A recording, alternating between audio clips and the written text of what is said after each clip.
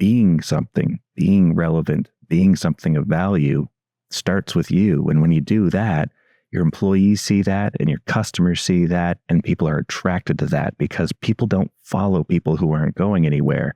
People only follow people, a leader who knows where they're going. And the only way you know where you're going is if you have a sextant and a North Star, right? Because the winds and waves of time, they're going to tug and pull you all over the place, and you can drift around, or you can surf around, or you can frankly drown. But when you're navigating and you know that North Star is there and that you're going to keep pointing your ship and adjusting your sails to get where you're going, whatever's hitting you, people are going to follow those people. And that's what we're trying to do here. That's the essence of leadership, whether you're a boss or not. Welcome to the Clear Brand Marketing Podcast, where we take the mystery out of marketing and help you get more leads and sales with a clear brand and proven marketing tactics. I'm your host, Alexander. And today I'm joined by Ryan Chute. He's a strategic marketer, sales trainer, and entrepreneur with a background that spans from working in his family's furniture business to becoming a leading expert in helping small businesses dominate their markets. Despite being a high school dropout, Ryan's journey is marked by resilience, determination, and a commitment to turning challenges into opportunities. He is recognized for his ability to help businesses grow by providing strategic marketing insights. Ryan Chute actively engages with his audience across platforms like YouTube, Instagram, Twitter, and LinkedIn. His story emphasizes the power of perseverance and entrepreneurial spirit. Glad to have you here, Ryan. Hey, thanks so much. I appreciate it, Alexander. So what a journey going from dropping out of high school to now being the Wizard of Ads. Go ahead and just fill me in a little bit more. I mean, that was a great summary, but on that journey of kind of gaining that expertise over time. Yeah, look, well, I'm super grateful that I run a large agency within the Wizard of Ads today. It wasn't always that way. I grew up in a transactional world of the gulag of retail with furniture and automotive space. Great spots to earn your stripes and to fight the good fight, but there's also a lot of bad bosses and toxic workplaces and weaponized fear, shame, and guilt. And as I evolved in the industry and chased my ambitions, I mirrored and mimicked that attitude, that behavior, those actions that I saw my bosses doing that I thought were what good leadership was, or certainly results-driven leadership was. And ultimately, that led me down the road of seeing lots of managerial success, tons and tons of winning the game for the tactical nuts and bolts ends of things, but not winning over the hearts and minds of the employees. And not, I was stunting my growth, and I was getting fired from positions where of leadership where I was being an authoritarian and a goon. And after one of these episodes of getting fired, I look back and I'm like wondering what the world is success when I'm doing all the things right and seeing massive growth and seeing massive profitability, but I'm getting fired for my bad behavior. So I had to reflect on myself, and that took me on a journey for the last 10 or so years. And today, it's those past traumas, those past challenges, those past experiences that I reflect on and study and figure out what is the path forward. Well, in 2015, I meet Roy H. Williams at the Wizard Academy, where I am today, and he's teaching a course about marketing, and it's a transformational moment for me. It's this eye-opening experience that branding isn't just about truck wraps and logos and names and colors and websites, but it's about what you stand for and what you stand against, and that there's a whole universe above the transactional world that we live in that far overarches and resolves and makes you appealing to the rest of the world, be it customers or employees, that we can lean into and make our lives easier. It doesn't have to be such a grind. It doesn't have to be such a battle every single day with those people that aren't doing the thing that you want them to do, but also that those customers are going to see that and feel that because the employees are looking at it and going, I want to represent this organization, this company, this brand in a way that I feel good about. It sits right with me. It resonates right with me. And that's a bit of the secret sauce behind us figuring out how to do marketing for companies. So I became a partner with Wizards of Ads. It's basically a marketing strategy company that also does mass media buying and creative writing. It also does channel alignment. So it's helping tie in the digital marketing and the sales activation and all those other things that need to be done from a digital standpoint or an offline standpoint, and builds a holistic strategy. So today I look at it not just as writing great ads or buying some media, but also how we can take friction out of the organization. And that's really served us well in accelerating profitable growth for our customers who are trying to move from name recognition to becoming a household name. All right. Well, so there's a lot there to unpack. And one of the things you said towards the beginning is something I think about a lot. And it's kind of revolves around this: who do I need to become to do the things that I want to do? Yeah. And it sounds like at the beginning of your journey, you had seen this more authoritarian type of leadership and embodied that. And you got results with it, but not all of, the getting fired is definitely not the outcome that you want. So how would you get into that? Who do you need to become to achieve a high level of success? Since you've kind of seen it from multiple angles at this point. Well, yeah, that's the $1 million question, isn't it? It's a question that I still try to answer to today, with my own personal work. But the first thing that you need to address when becoming a leader is the self, is the inside work, is the past traumas and the past experiences and the past tensions and world schema that we have about what is right and what is wrong in this world. And if we can just all agree that we've been following a path of what our daddies taught us for the last 200 or so years, respectfully, that there is an opportunity for us to shift away and observe that from an outside perspective, looking in at ourselves, to go, what do I want to be? What are my intentions? If my intentions are to be a great boss that protects and defends a happy, healthy, wealthy culture, and that I know that is going to be the thing that propels this business forward and my life forward and my relationships at home forward and all the things that go along with that, then you have to be open to being vulnerable. You have to have the courageousness to stop and say, is this right or is this wrong? One of the biggest gaps that I have seen in this society today as a whole is that there's very little value in a whole bunch of beliefs. There's very little honor, which requires sacrifice, right? There's very little that people are willing to give up for the virtue and benefit of others. And that is fundamentally what's causing friction, and not just with leaders, but with the employees and the customers that we interface with. And when we recognize that, we can start baking in more value to the propositions that we're putting in front of customers, coworkers, kids, spouses.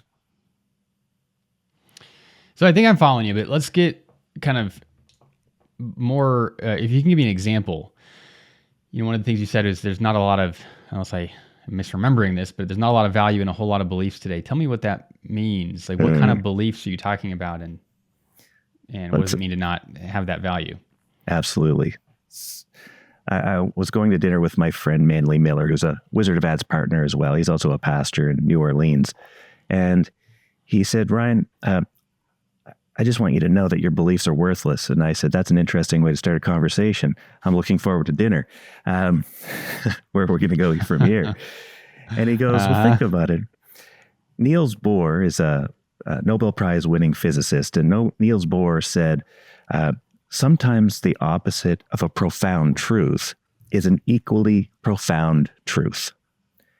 So when you start to look at the duality of life, one of the most prolific examples I use is that of the murderer and the victim's family, or the accused murderer and the victim's family. And the accused murderer wants to have mercy. The victim's family, rightfully so, wants to have justice. And we can all agree that justice and mercy unto themselves are equally true and valid and important constructs and ideals in life. But they can't live together. You can't have justice without mercy. You can't have justice and mercy, and you can't have mercy and justice. So when we start to look at it, it really just depends on which side of the table you're sitting on. If you're sitting on the accused murderer's side, you want one, and the victim's family the other. But what happens when the victim's family murders the murderer? Now what do they want? That conveniently changes to their construct. And that's the difference between values and beliefs. Believing something has no consequence. Believing something is easily interchangeable for the convenient solution for your needs right now. That's the world we live in. We live in this world of beliefs. But the people who really, really hold true, the people who really do deliver something of value, are doing something that puts a consequence on them, a self-imposed consequence, a self-imposed suffering, a self-imposed situation in which they're sacrificing something for the benefit of others. When we really start to break down what people most value about a brand, a person, a situation, a group, it's the things that they value, the non-negotiables in life, that stand tall. If I'm willing to stay open until midnight, 7 days a week, when my competition isn't willing to stay open past 6 o'clock, I have more value to the person, especially now if I'm an essential service and I need you at a time that is inconvenient for you as a business to come out to, right? So does it matter that you can't buy your Lululemon pants at 3 o'clock in the morning? It does not matter, right? It's like no one's dying. But I do want to know that my firefighter and my, if there's sewer coming up from my pipes, my plumber's coming out, that if I have a tree fall in my house in the middle of the night, that my insurance agent is gonna answer the phone. There are things that we have to build into our businesses and our lives that create true value.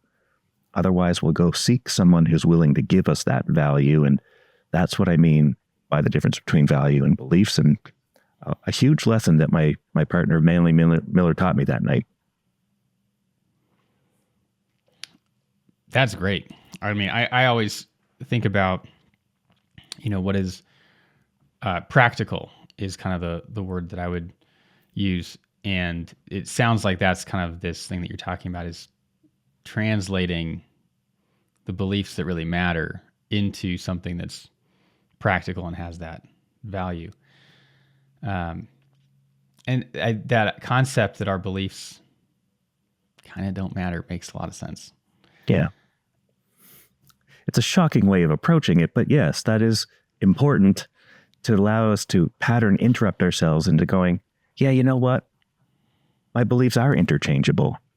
And as a business owner, as a coworker, as a spouse, we have to look at that and go, what am I not willing to negotiate on? And what am I willing to negotiate on? And how am I going to serve others? Because that is the true purpose of a leader. So let's let's dive into this balance here, because I've always felt like leadership's a bit of a tightrope. Mm. And you're talking about serving, providing value as a leader, creating this workspace that people actually want to be a part of. But you've also had experience on the other side of being, it sounds like, more aggressive and results driven over the people. Mm-hmm. It, to me, I mean, I'm asking for your thoughts here, but it seems like both are necessary to a certain extent. That's interesting that yes, I love that we're tugging on this tug of war right now, because that's really the challenges that all of us who haven't gotten there yet struggle with, right? One is tugging the other. There is tension in this whole conversation, and it really comes down to the difference between compliance and inspiration. Compliance only leads to defiance. You will get what you're looking for. You will get a result from compliance because there is an emotional, visceral lift that comes from a negative resonance, a negative set of chemicals like cortisol that are shooting into us that say, yeah, let's move this thing to do the thing that gets that guy away from me. The alternative is inspiration. It's motivation. So one of the big things that I struggled with was, how the heck do I motivate somebody? And it really comes down to the psychology and biology of people. Now, we can make this astoundingly complex, or we can all just agree that if we dumb it down enough that we can all stack hands on some fundamental principles that we can move the thing forward. So I went on this journey. A journey of what is the biology and psychology of it. First, it was the psychology, and then I realized, oh, heck, there's some stuff that's shooting in my brain every once in a while that's making me do the thing. Well, it's all the time. That's the chemistry of the human body. And it breaks down into a couple of really, really simple things. There are 10 psychological elements that all feed identity. There's external and internal motivators. There is negative and positive motivators. Externally, as leaders, as coworkers, as spouses, as dads, we can look at it and go, what can we do to shoot the right chemicals into our loved ones' bodies, or what are the things that we can do to get immediate response? And it really comes down to the choice of whether or not I'm going to, as Brene Brown says, weaponize fear, shame, and guilt, or leverage the negative resonance of fear, shame, and guilt within the internal motivations of a person. Daniel Pink, Brene Brown, Steve Pinker, these are all people who've really deeply motivated me and inspired me to kind of go down these rabbit holes, along with people like Paul J. Sachs and others who shine a light on the things that are actually happening. All of these different perspectives, when brought together, allow us to realize that we're either in survival mode or in thriving mode. And that even when we're in thriving mode, 65% of the population, as per Abraham Maslow himself, would suggest that we're in belonging, not even realizing or not even knowing how to get to self-esteem or esteem and self-actualization, which are in a universe above the average person, not just in America, but everywhere, right? And it's because once we kind of keep up with the Joneses or match up with the Joneses, we figure we've made it, and that those rich guys like Elon Musk or Albert Einstein aren't realistic for us. That's not a thing that will ever be, when in fact it very well could be. But first and foremost, we can't get to this promised land, as it were, until we've gotten to belonging, right? And that's really much more keeping up with the Joneses than it is the promised land. We're at the doorstep of the promised land when we belong. Below that is surviving. We're just trying to keep it all together and attract that mate and not have that mate leave us when the job gets lost or downsizing happens or all of the things that happen to people in life. So motivation simply breaks down into, I'm motivating myself or somebody's is motivating me, it's either shooting me in with dopamine and taking me down a little rabbit hole or cortisol, or it's putting oxytocin in me. And oxytocin being the kind of the primary chemical that I focus on. Is there others? Absolutely. Is there other stuff going on? No question. But let's not get too complicated here, because the only thing that matters is that everything that we're doing, externally and internally, motivating, demotivating, or as I like to say, anti-motivating, that motivation that comes from a negative place from within, all leads to identity. We're all just trying to tell ourselves first that we matter in some way, that we count, that we're important, or we're not, right? Demotivating. And then we're looking at those external things that are coming to us, that are telling us we matter. And then we can then externalize that to the individuals that we love and want to influence most, and the teams, the greater tribes, that whatever they might be, in the communities that we're in the jobs that we're in the companies that we lead. And all of those are the simplest way of me saying that if we focus on the basic ingredients, we can bake a better cake to motivate people, not to push them into compliance. So the goal here is inspiration.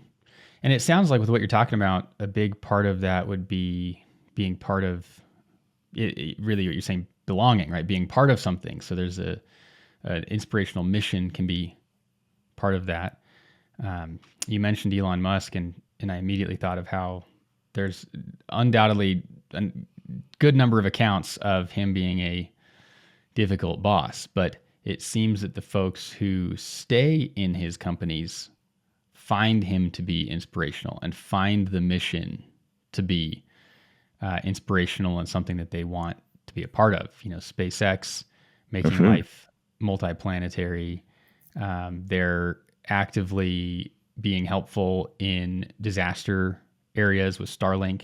And those are things that a person could definitely find that inspiration in and wake up and go to work knowing that they are making a difference in the world. Right. And I think you that just might said it even right transcend some of that leadership. You know, I've never met Elon Musk. I don't know how he actually leads, but it seems that would allow for a variety of leadership styles as long as you have that mission, purpose, and that belonging you're talking about. Right.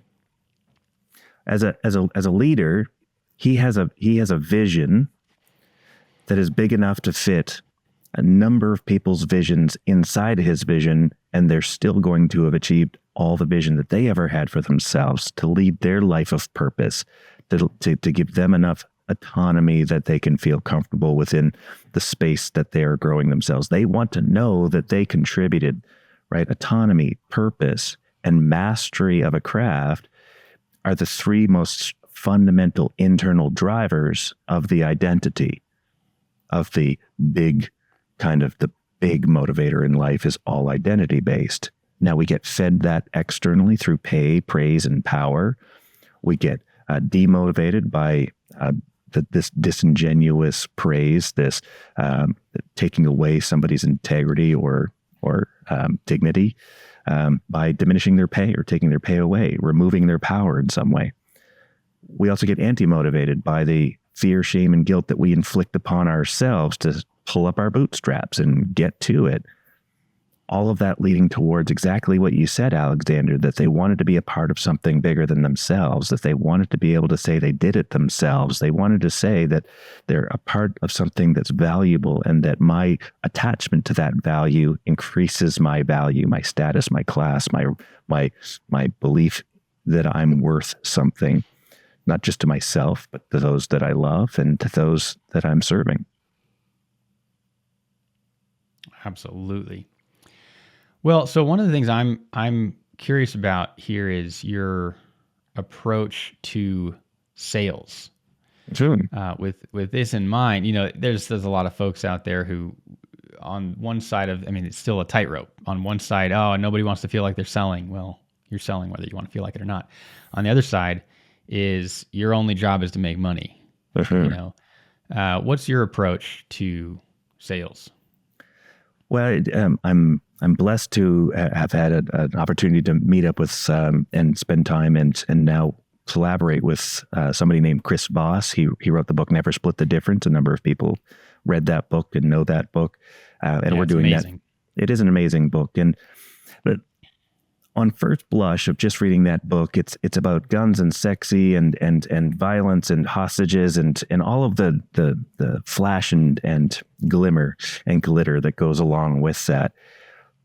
When you get to know Chris and when you really start to break down and do his intensive training, which I've been to, what you see is that this is about getting everyone out alive. This is about the most empathetic, kind, and gentle type of selling, and negotiating and reaching an outcome that you can possibly imagine. This isn't about meeting a violent end to close the deal, to secure that thing. It's not about that. It's really about making sure that everyone is going to win in this situation, and that's critical. So that's why we're writing a book together. My approach comes from a conversation that I've had. I've been doing sales training and sales for 30 years. In the last 2 years, I had a great conversation with a mentor of mine, somebody who's in the home service industry named Ken Goodrich. And he says, sick and tired of all these sales trainers who were giving me these 6 to 8 step processes of sales. I think there's no way we can't get that down to 4 steps. And he hires a guy, and the guy summarily lets him down, and he's like, tosses him out the office and sits down, and 2.5 hours later is this 4-step process smashed out, and it's awesome. Like, it's just awesome. But I took that as a challenge. It's like, well, if he can do 4, I can do 3. So yeah. But it took me about 7 months, and I had to figure that out. So I got it down to this 3-step process, and that was the path that I was going down when I started looking at how this fit into Chris Voss's world. And it dawned on me that sales and closing are 2 fundamentally different things, psychologically speaking. That nobody wants to sell, but everyone wants to persuade. And this is absolutely about being influential and persuasive, far more than it is about being a sales guy. Now, I'm not interested in training salespeople who are going to hard close people and work people over and tuck them into things that they don't need to be tucked into. Those guys can go away. I'm not interested in dealing with them. I want to spend my time teaching people who do want to persuade, who want to dance the dance that is sales, by finding out what matters to a person. And that's the first 2 steps of my process. The first step being connecting with the customer by telling stories, finding common ground, breaking the ice, and even strategically using compliments to bridge that gap, to create those initial bonds, those initial connections with people in a genuine way, in an authentic way, not disingenuous, but looking for opportunities to be a charming person. That never goes away in the sales process. You're not going to stop connecting with a person once you move to the next step. And that's why I believe in a relational sales process in which it's not linear. It's not this, then that, then this. It's first you have to connect with people before you ever stand a chance.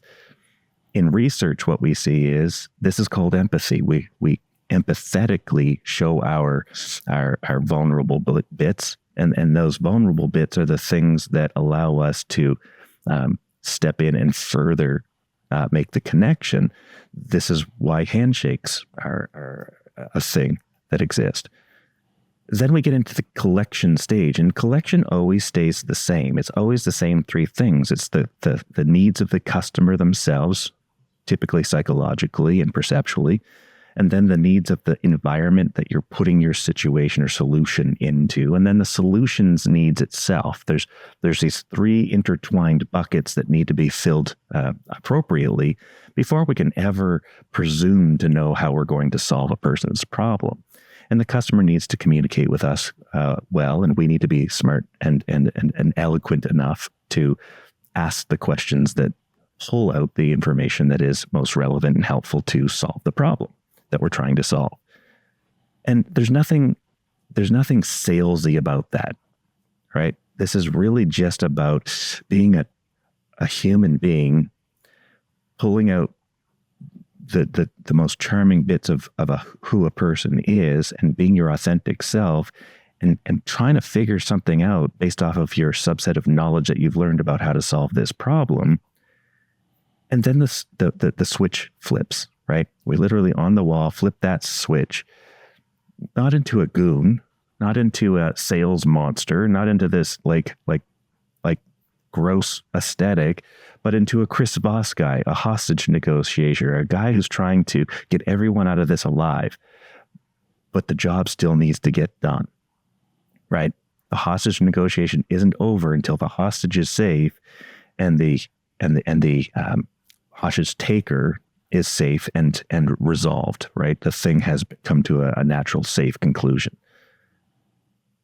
What does that all mean? It means that closing is more like jujitsu. Jujitsu not to the person, but to the problem, right? The jujitsu of taking the weight of what we learned from the customer, taking that problem, packaging it up into the solution that we're going to ultimately prescribe, and pitting it to the ground, and then communicating with the buyer or the potential buyer, the prospect as it were, to say, I'm ready to step over the threshold. I'm ready to make the commitment. I'm ready to go from the decision that I'm going to buy from you because you've shown me your empathy and your competence, and now make the purchase and engage in your services or your product.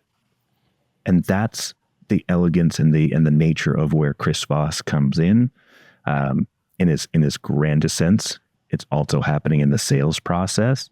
So as I'm looking at this dichotomy of the sale, this sales versus closing, the sale being the dance and the closing being jujitsu, and flipping a switch to go for a path, the approach is to remain tactically empathetical, right? To use empathy and competence to close the deals.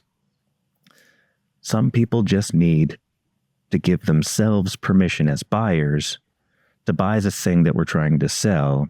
And we need to find ways to remove friction out of that process in the close and throughout the sales process, because the sales process is greasing the wheel and the close is getting it over the curb, getting that deal done. I believe that when we're selling in the most ethical of ways, the right thing to the right people at the right time, with the means to purchase that, both mentally, the mental faculties and the financial faculties, that it is a disservice to not close the deal. It is an absolute disservice because we've robbed them of their time and their energy if we haven't made the transaction happen. When appropriate, we should absolutely be closing that deal, and it's our job to figure out how to make it right for the person to say yes. And that could be as a buyer from the products that we're selling for our company. It could be your kid. It could be your constituents or the people in your church. It could be anybody, your spouse, certainly. There's all kinds of selling going on if you've got a mate, so at the end of the day, when we start to see this as sales, I see it as leadership. And I see our overall objective in all of this is as leadership. If we're trying to increase our status, our rank, our class, we're trying to lead. We're trying to rise up. We're trying to point upwards and get there. All of these have the same attributes. So we don't have to get confused and bogged down with all kinds of extra stuff that is factually true, but doesn't serve us at a higher level. It's just getting in our way. It's slowing us down. It's reducing our profitability in money, energy, and time. When we fix those things, we can accelerate profitable growth because we can get people bought in without having to club them over the head with a gross sale. All right. So this is going back a little bit, but do you do jiu-jitsu? I don't do jiu-jitsu. I do look at it and go, man, I wish I wasn't traveling on the road 50% of the time. I mean, a lot of places. So I just started doing it about a year ago, and it's the perfect. I mean, I'll kind of summarize what I'm hearing here, but it is a great picture of what you're talking about. In jujitsu,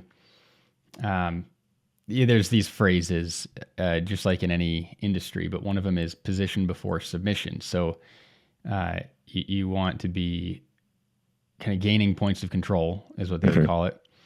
And if I go for a choke or an armbar before I have these points of control, I don't have that position yet.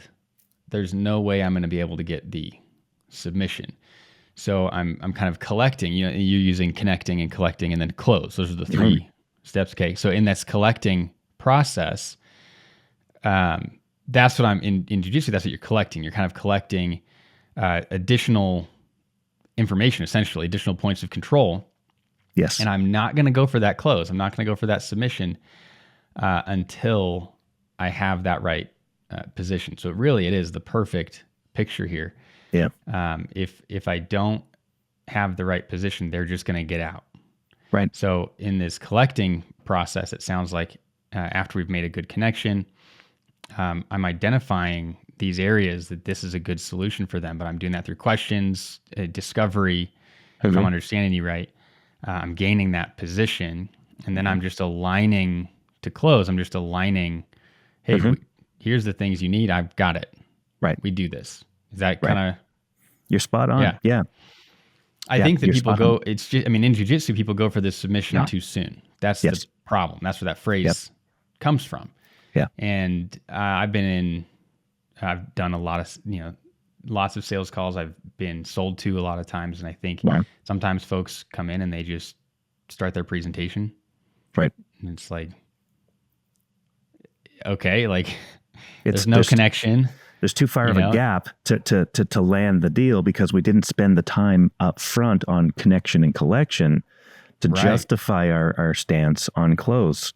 The fact that you think everyone needs it is nonsense because you didn't meet the person where they were.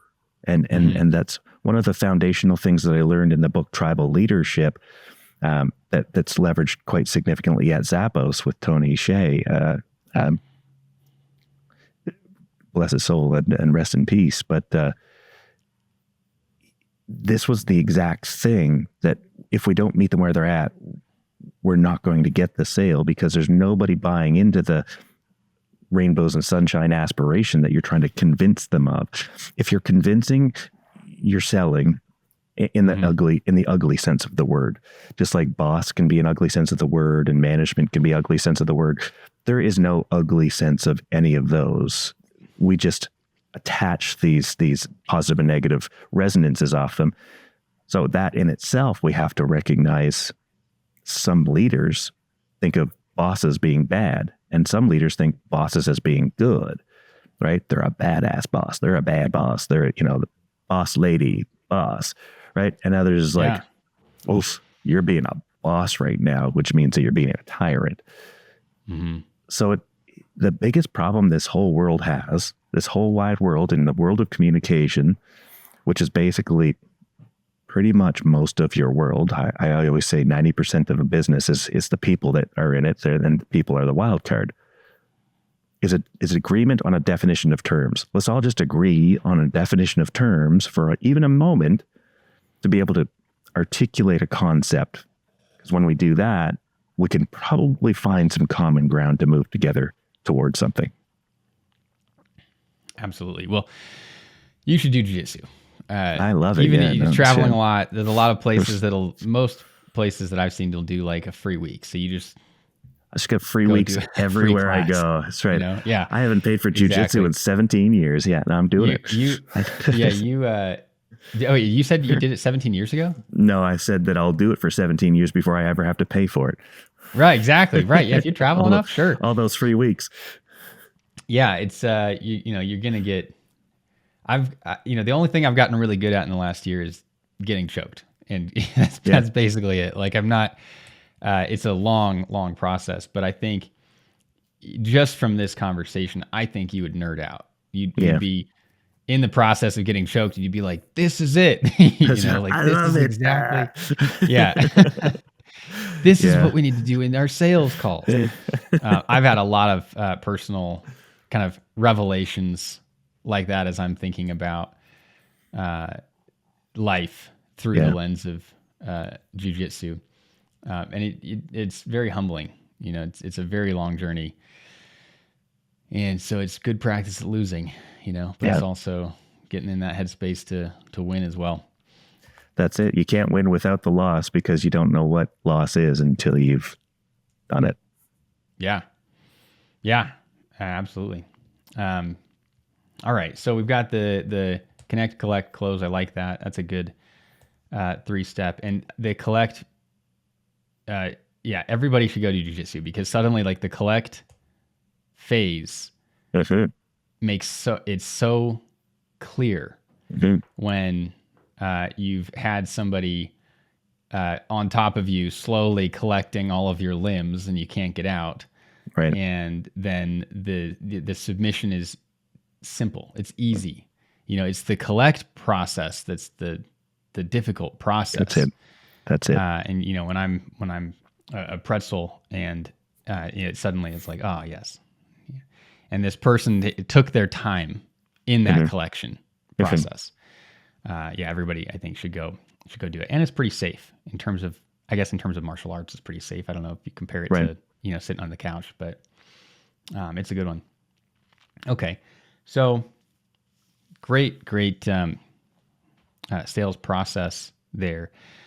Any other thoughts? I mean, I'm kind of curious about mindset with that. It sounds like curiosity is going to be a major part of the approach. Well, I think they say that toddlers ask like 457 questions a day, and wow. that the average adult won't ask 17.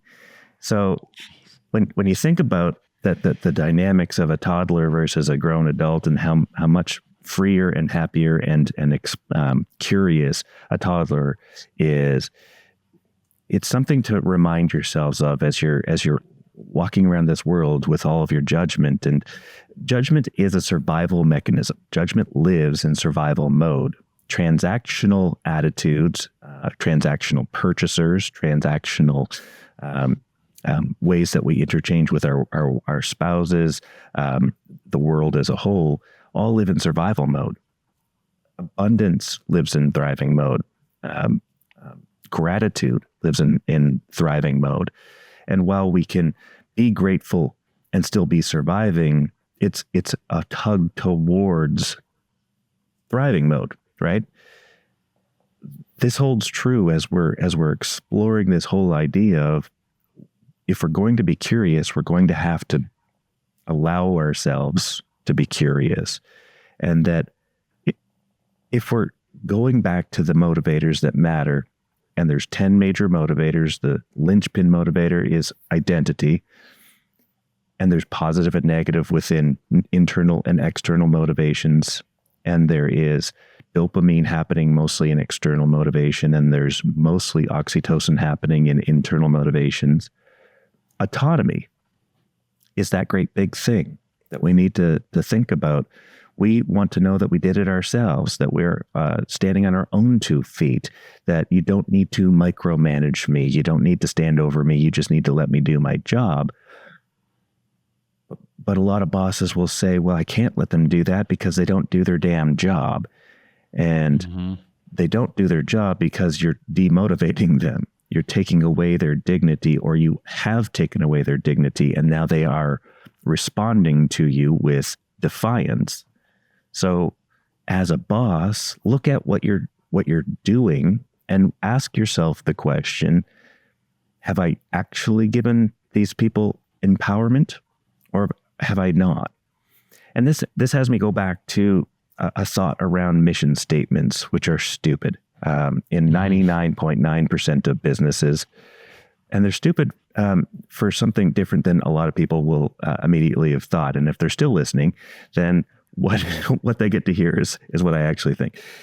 A mission statement in the constructs of the war. If we're just talking about a wartime situation, I was in the reserves for 4 years. We went through a lot of the strategy and exercise that goes along with that. And the things that you learn about missions are that it's a single thing. A mission for a plumbing company would be that next call that you're going out on, that the plumber is showing up on. The campaign or the war could be the day or the month. It could be the week. And the war is the business. It's the whole thing, right? It's the journey of. So if we just talk about missions, one, we don't say, hey, we want to take that hill, and then yell out, hey guys, we're going to take that hill. Like, we don't need to post this on our website. Mission statements are internally driven. They're about internalizing something that we stand for. Now, is there ways that you can bake that into something that you think matters? Probably. Does it actually matter? Probably not. Ultimately, what we're trying to achieve here is motivating our internal people to stay on intent. So why do I say the word intent? Because if we reflect on what commander's intent is, back when the Germans were fighting Napoleon, the leaders of the time, the generals, were seeing devastating losses, and they realized that I'm going to have to give up something that is absolutely true, which is autocratic leadership, a very rigid set of rules. You will do this, right? And we assume that the result will come out into our favor, for flexibility. And when they allowed their teams, their troops, their battalions, their leading soldiers that were actually the ones going out and risking their lives, when they allowed them the flexibility of just understanding the mission was to take that hill, they changed the tide of the war. They changed the tide because that flexibility was able to adapt in the face of first contact. Just like Mike Tyson says, everyone's got a plan until they get punched in the mouth. Mm-hmm. Well, it's no different than when you are in a military situation where you're dealing with that. Things are going to change in the moment, at the moment, and adaptability and change is far more important than a really great plan, right? So we have to create a commander's intent that allows for the flexibility. Well, how do we do that? Well, so I studied that. And what I discovered after studying thousands of different mission statements and purpose statements and vision statements and big companies and little companies and good ones and bad ones and values and beliefs and all the stuff that you see, it's easy to find. It's all over the internet. Good examples, bad examples from Jim Collins' books, examples. It all boils down to 3 buckets. Bucket number 1 is helping people win. And whatever that means to you, your business, your kids, your family, your church. Being trustworthy and living out a life in which you are worthy of trust, right? And whatever that means to you. So we can take all of the generic nonsense words that everyone's saying, like integrity and honesty and all that stuff, which is absolutely true, but all just, dusty words that sit on a wall somewhere that no one pays attention to. And being grateful, which I'll be honest, surprised me. I didn't think gratitude mattered as much as it does, but gratitude has so much more attached to it that I couldn't even imagine. It has the notion of humility and abundance. It has the idea of graciousness and kindness. It's really the embodiment of empathy. It's also the true path and pursuit of happiness. A friend of mine, Steve Foran, wrote a book called Surviving to Thriving, the 10 Laws of Grateful Leadership. And he is a friend of mine. One of the studies that he told me about was the Starbucks study, where they handed out 40 Starbucks cards to people and said, go buy yourself a coffee. And then when they came out with their coffee, they asked them on a scale of 1 to 10, how do you feel? How happy are you? And they'd give the numbers. And then they did the exact same thing with one change. They said, now just take the Starbucks card and give it to the person in line with you. And Then when they came out, they'd ask them, scale of 1 to 10. People were significantly happier when they did an act of kindness for somebody. And it shows us, as we start to go down the rabbit holes of some of the other research that ties into this, that gratitude ends up being the true linchpin, the true anchor of happiness. I'm not happy because I have a little boy named Oscar. I'm happy for the experiences that I get to spend with Oscar, the experiences that I'm deeply grateful to have with this beautiful little boy who I adore and love so much, that we can do these fun things together. And the gratitude is what makes me happy.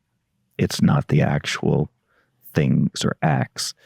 So can you buy happiness? Well, scientifically, you can buy happiness, but not because of the things, but because of the gratitude you have for being able to have those things, right?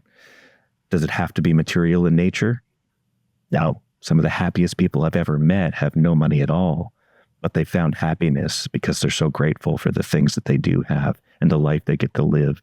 And frankly, the burdens that they don't have on themselves for those strange expectations that we put on ourselves that are unrealistic and sometimes unachievable. So this is about empowerment. And when you can take your staff and you say, here's the litmus test. Me as a commander, the leader of my company, my family, my whatever, I go out and I simply say, are you helping people win in a trustworthy and grateful manner? You now have the 3 most fundamental things necessary to empower every single employee, child, spouse, or community group to do right for the world. And that's the simplicity of leadership. Now, the actual missions themselves are different for every department in your business and every community and initiative. The HR department isn't to take that hill. It's not to win the sale on the next call. It's to retain employees or see a marked difference in their personal or professional development. It's to help them through traumas and limited beliefs about themselves to make them bigger, healthier, stronger people for the world, which then uplifts your business, which then allows them to interface with your clients and your overall objectives better. And the employee experience and the buying experience are the 2 things that make up our brand, either as personal brands or as business brands or as community brands, a church, a not-for-profit, a political party.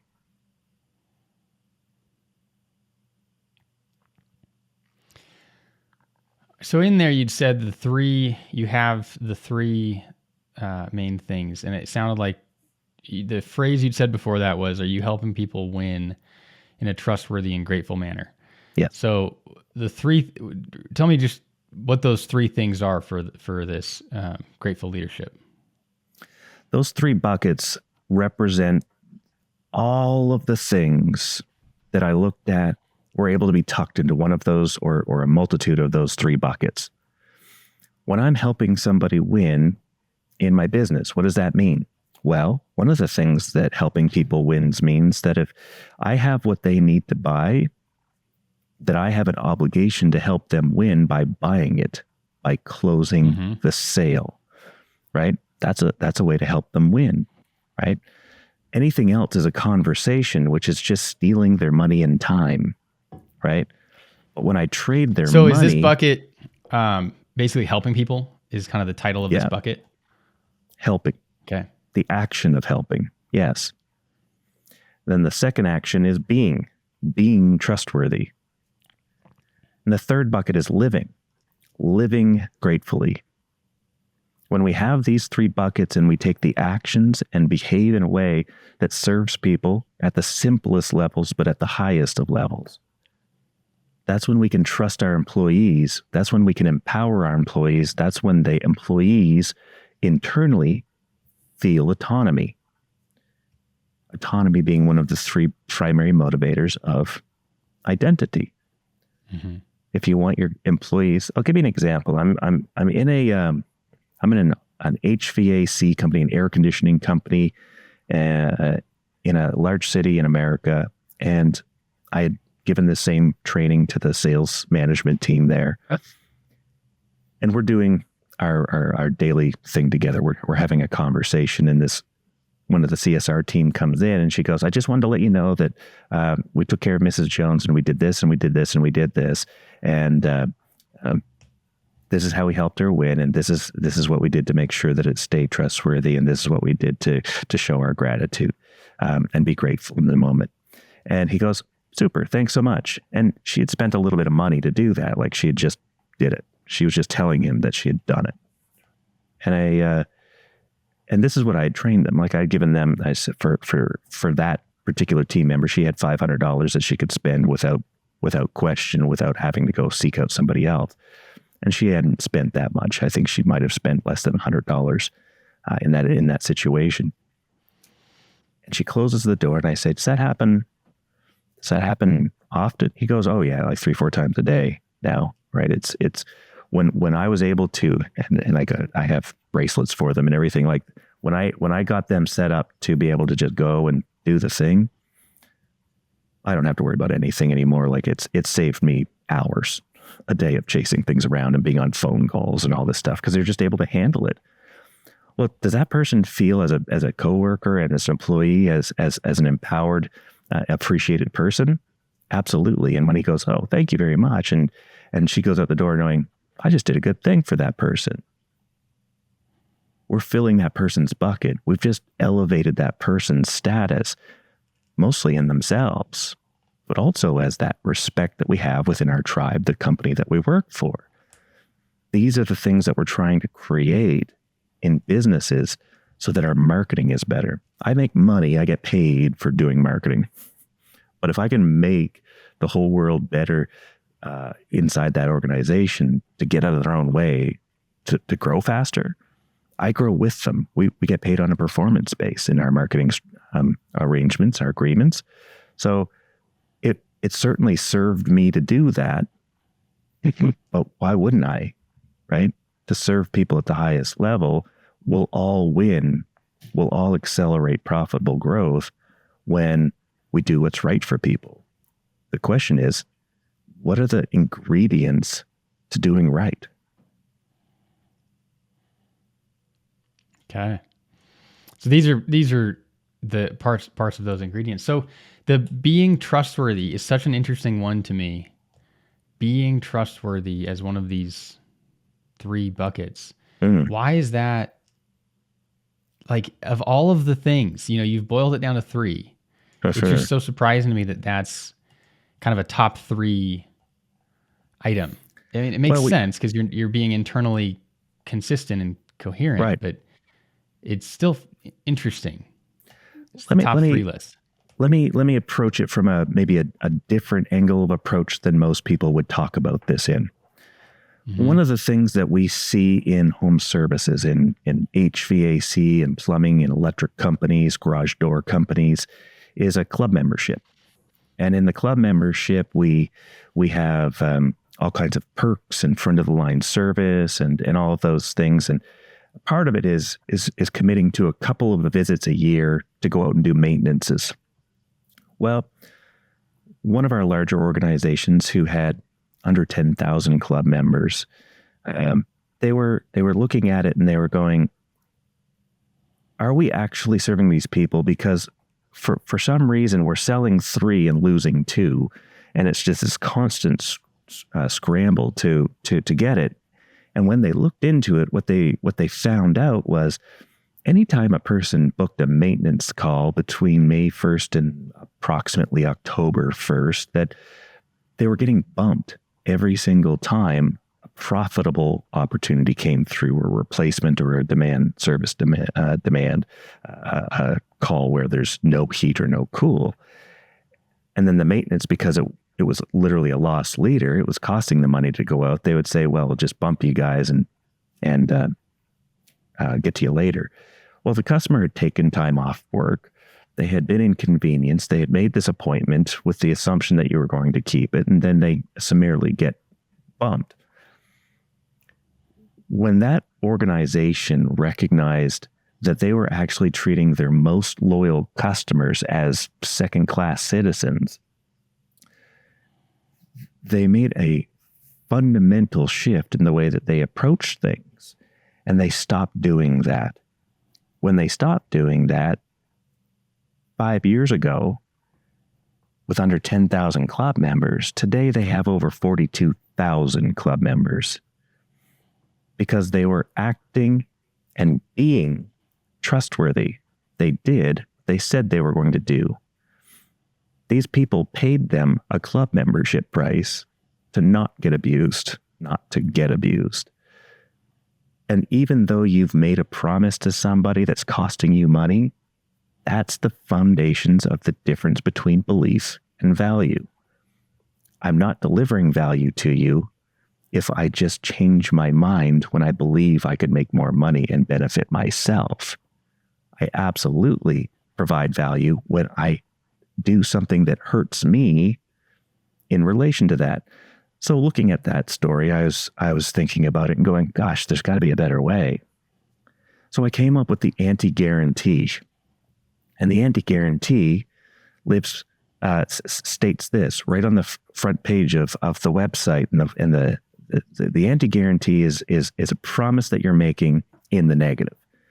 So between May 1st and October 1st, we absolutely will let you come in and book an appointment for maintenance. No questions asked. You are allowed 365 days a year to book a maintenance time with us. Between May 1st and October 1st, we promise to disappoint you, because we can't let 83-year-old widow Mrs. Jones go with no cool in the middle of the summer where she could die from heat stroke. We are an essential service. And what it does is it completely changes the dynamic from, you're taking something away from me, I'm canceling because you just took something away, you put a blackout period, or you're not going to do it, or you bumped me worse off and I took a day off work, to, of course I won't book between those times, and of course I'll make way for little Mrs. Jones. I'm not a monster. I'm going to absolutely be on your side. That's being trustworthy. Upfront agreements are infinitely more trustworthy than me switching the game on you after I've said I'm going to do something. So with that anti-guarantee, you're able to take something that was happening anyway, and that was losing trust because it hadn't been communicated clearly. People had this expectation, and it sounds like really just communicating it in a way that helped people understand kind of what's at stake. Right. And it eliminated that trust, that hit to trust, because now people know what's going on. It didn't necessarily need to change all of what's happening with, behind the scenes, but it changed the perspective. That's right. That's exactly it. And that's all that persuasion and sales is getting out of our own way to recognize that another person's perceptual reality is the thing that matters most. And we have to, in simplest terms, learn how to walk in other people's shoes. Mm-hmm. And follow not the golden rule, but the platinum rule. The golden rule, of course, being do unto others as you'd want to be done unto, and the platinum rule being do unto others as others want to be done unto. Yeah. Yeah, well, I'm seeing now that how this being trustworthy ends up in those top 3. It reminds me of I don't know where I heard this, but somewhere I heard inconsistency breeds insecurity. Mm-hmm. And so if I'm not a trustworthy leader or a trustworthy company, that's just going to shatter anybody's ability to really engage with me at all. So if we're talking in terms of leadership, that's just foundational. People need to know what they're going to get, when they walk in my office. Right. If it's all over the place and sometimes I'm yelling and sometimes I'm understanding and sometimes I do what I say and sometimes I don't do what I say, they don't see me as a leader. That's right. There's no inspiration. There's no influence at that point. So you're spot on. Trustworthy is absolutely foundational. Well, and that takes us to the spot of what is trust. And there's lots of people who've kind of built out elaborate models for that. And I see it very simply. based off of research that is out there quite abundantly. Some call it warmth and competence. I perceive it as empathy and competence. That first thing that you need to show to be trustworthy is empathy. In caveman days, we would want to go into an arrangement in proximity to others in which we knew that we weren't going to be clubbed over the head in the middle of the night and eaten. The second, after we've established an empathetic connection, is competence. That there is you're back in caveman days, again, genetically capable of hunting for food, gathering, that you are able to do the things necessary to survive, and today to be able to deliver on the promises that we make in our businesses as a complex, sophisticated, prefrontal cortex society. At the end of the day, those are the two same things that a leader needs to demonstrate first as well. Now, the second, or what I would say is the third component in business, a customer would pay me a premium or you a premium for the products and service you're selling when you demonstrate one of two things, when you're delivering one of two things: convenience or some level of increase in status, right? Be it exclusivity, be it a lift in their own identity. People make purchases to tell the world, including themselves, who they are, right? So being convenient is the second cousin to that when you don't have something that's going to elevate their status. If you're buying a hot water tank, no one's taking you around back to show everybody the gorgeous new hot water tank with the racing stripes on it, right? That doesn't elevate status, but the smart buying decision that you made from purchasing from that company or this company does. Same goes with insurance and every other ugly duckling business where it's an externally triggered, well, usually a grudge purchase. Now, Lululemon pants and cars and the color of the car and the haircuts we get all tell the world why we matter. In our businesses, the things that we get to do, the position we get in the business, the job title that we hold, the income, these are all indicators of status and our progression through. And some people are very content at landing somewhere and being there. They've found their spot. This isn't about being rich or poor. This isn't about being smart or not. This is about what's right for each person. Everyone's definition is going to be different. So this is what this all boils down to, is really how do we fit into this world and how do we motivate people to bring all of what they want to bring to this universe. Ken Goodrich said, I look for guys, frankly, who have big ambition, daddy issues. And there's something to be said for that, right? A lot of the time, people who are ultra driven are driven because they're doing their darndest to elevate their status, not only with their daddy, but with themselves, right? It's far more about themselves, frankly, including me, by the way, because I always have rejected that, self-work and trauma, but, childhood trauma notion and realized that, no, there's absolutely things that drive me today and had me act the way that I acted that have me doing the things I'm doing today to eliminate friction, to help companies grow, to be a successful company myself, and to win this game for my clients, because I know when I do that I'll be a part of the party. So let's talk a little bit about ads here. We've got in your title, the Wizard of Ads. Tell me more about this title first off. So the Wizard of Ads is the actual person who is the Wizard of Ads is a gentleman named Roy H. Williams. And Roy Williams is a veritable genius. He is, without question, one of the most brilliant human beings I've ever met. Many, many years ago, he created the Wizard of Ads, and he has since then opened a not-for-profit school that's been around for over 20 years now. I'm here today. There's a giant medieval tower, 16th century tower that's standing up there on the hill. In Austin, Texas, there's a chapel. There's 1,100 free weddings done every year. All of this built to demonstrate the values and the beliefs that we have about advertising. Advertising just happens to be the thing that we sell because it's something that everybody needs in business. We really wanted to serve small businesses. We don't like private equity companies with their committee thinking and spreadsheet ideas.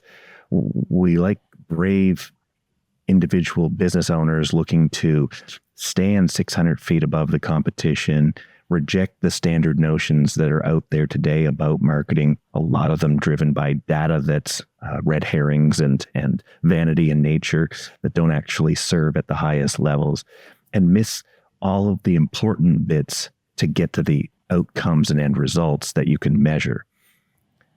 So he has this school and I go to this school in 2015. I become a Wizard of Ads partner in 2017. And I'm not a writer and I'm not a media buyer. I'm a strategist. And I start putting strategies together and then finding writers to write that amazing copy that's informed by the strategy, and media buyers to buy that media, both digitally and non-digitally, mass media and online. And we build these teams to help grow companies. What most people miss about growing their business is that it's far easier to grow your company when, one, you have a good culture, two, you have a simple buying process, three, that you tell people that you exist before they get to Google, right? And what used to be 20 years ago, the Yellow Pages, and that people know, like, and trust you before the thing is triggered in their brain to go, I need to buy the thing, be it internally motivated or externally motivated because something broke. We also want to stand out to our existing client base, to candidates who might want to work for us, and for people who already have a provider but are a little bit fed up with their nonsense. Mm-hmm.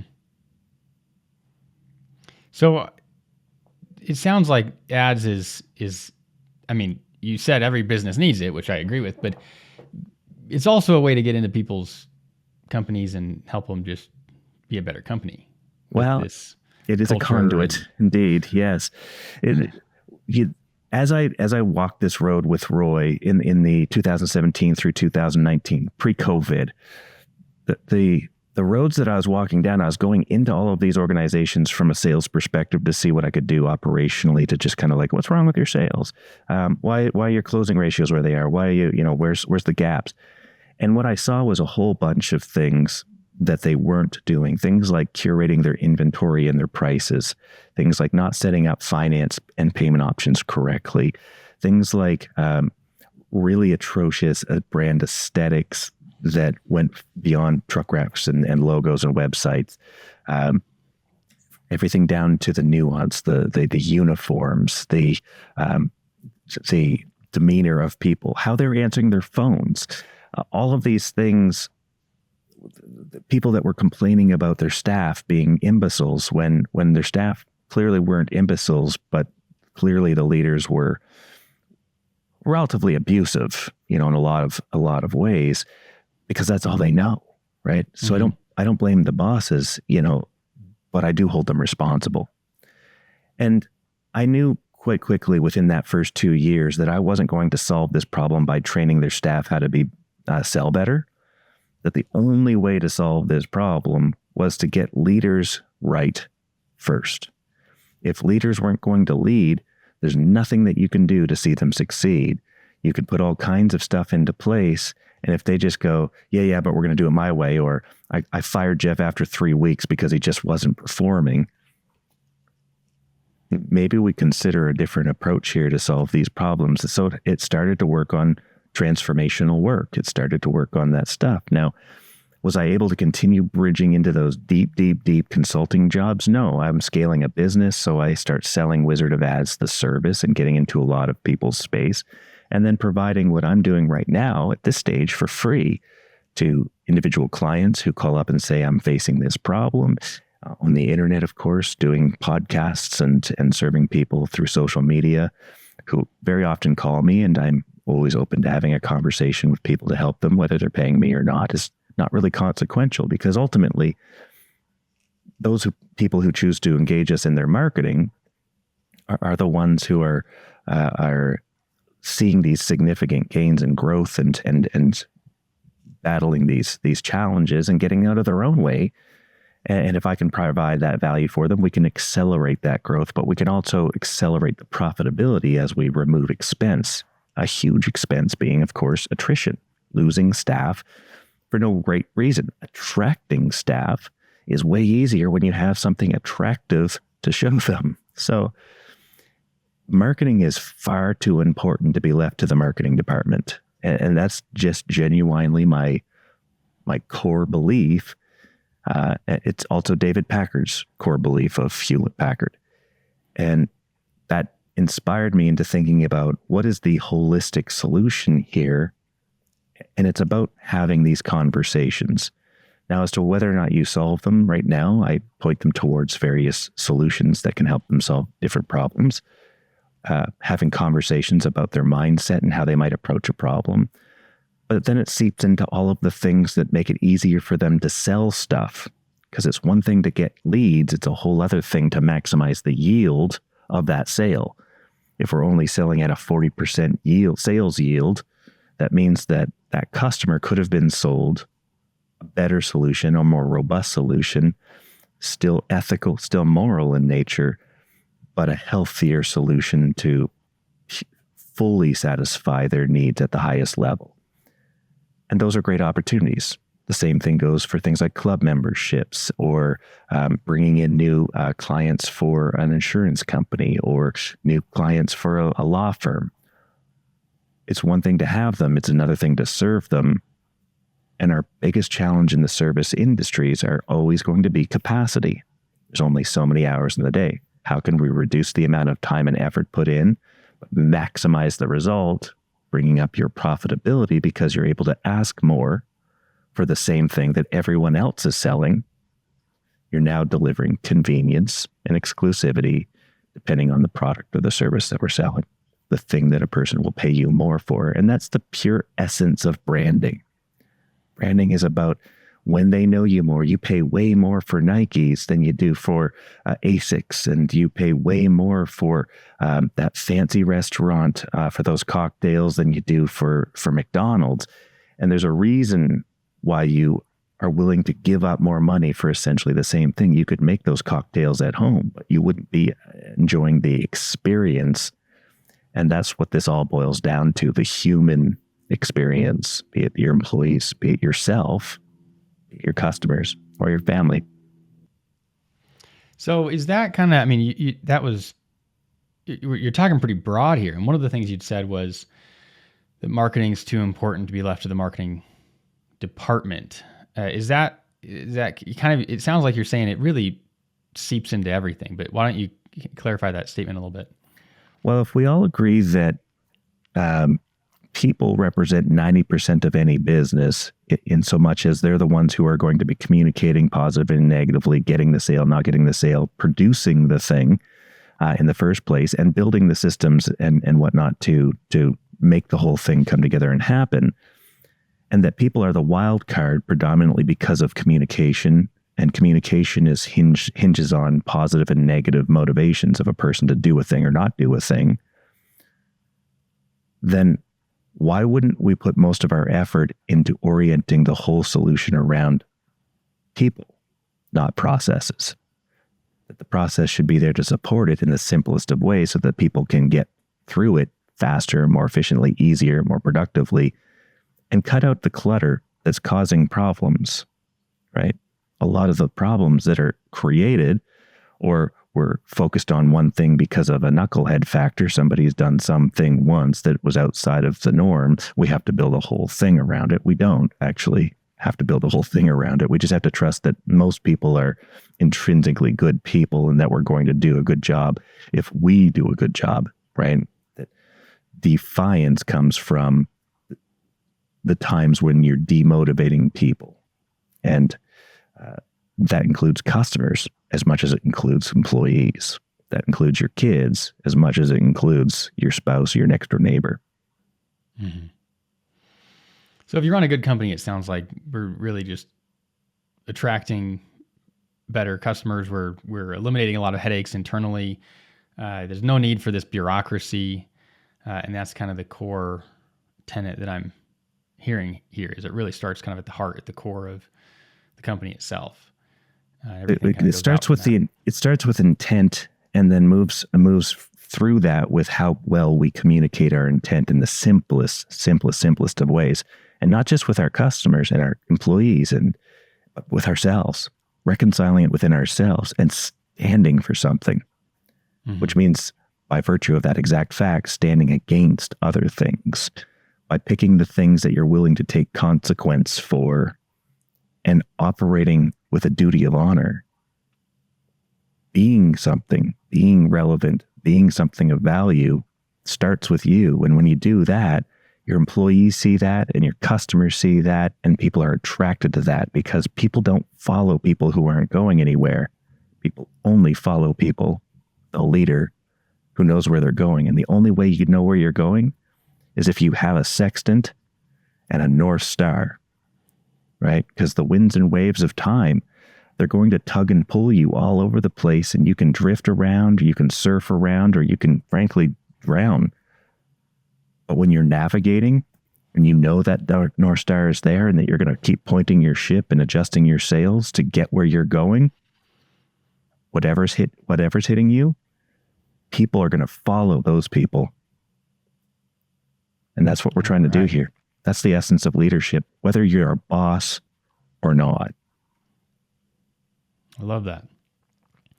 Well, so if somebody wanted to find you, and this is really the ethos of your approach.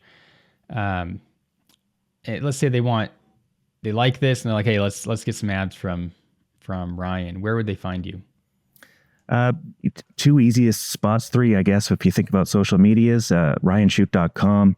You see kind of more of my holistic approach to the whole thing. Wizardofads.services is my personal website within the Wizard of Ads that focuses on professional services and home service businesses. I do introduce specific people who are outside of my purview to the right partners who are looking for this that might not fit into my world from a services-based standpoint. And you can certainly follow me on all relevant social medias at Wizard Ryan Chute. Wizard Ryan Chute. All right, so ryanchute.com. So what's the difference between what's there and what's at wizardofads.services?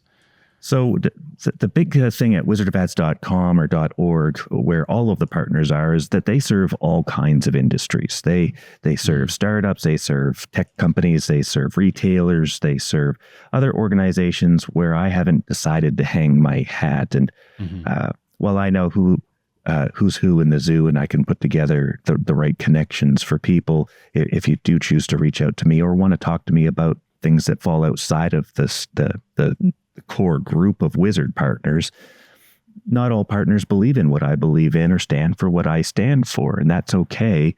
There's still wonderful people that have a very specific skill set that's going to serve you well.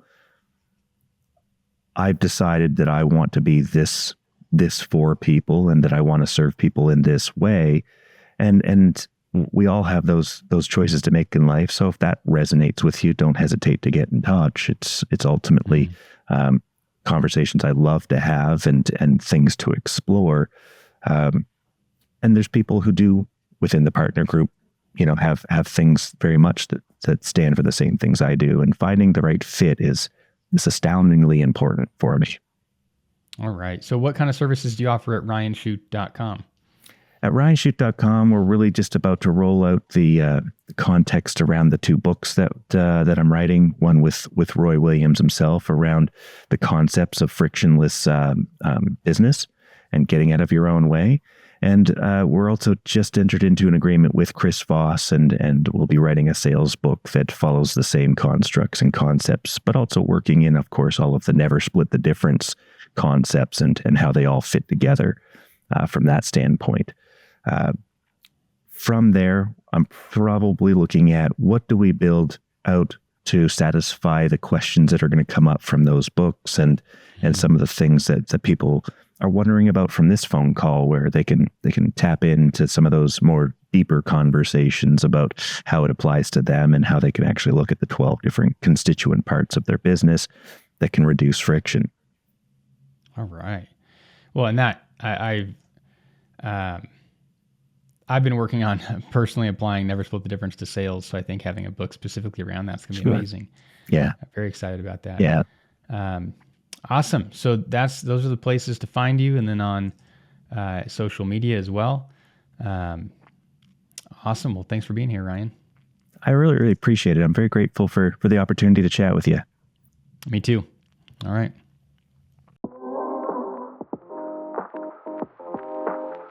Thanks for listening to the Clear Brand Marketing Podcast. If you need help with your website or marketing, go to clearbrand.com. You can schedule a free strategy call with one of our consultants, or take advantage of our free resources to help you write, design, or implement a better website and marketing.